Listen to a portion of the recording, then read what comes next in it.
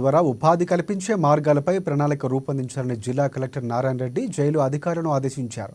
నల్గొండ జిల్లా కేంద్రంలోని జిల్లా కారాగారాన్ని కలెక్టర్ ఆకస్మికంగా తనిఖీలు చేశారు. కారాగారంలోని అన్ని బ్యారక్స్, వంటగది, store room, toilets, kitchen, nursery, కార్ఖానా, మహిళా, పురుష బ్యారక్స్ అన్నింటినీ కూడా తిరిగి పరిశీలించారాయన. అంతేకాక ఖైదీలకు పెడుతున్న భోజనాన్ని, వంట సామాగ్రిని పరిశీలించారు.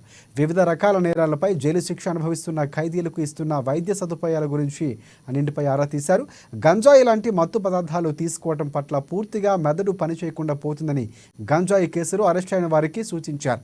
గంజాయి వల్ల ఎలాంటి లాభం ఉండదని, గంజాయి తీసుకున్న తర్వాత మనిషికి జంతువుకు తేడా లేకుండా పోతుందని అన్నారు.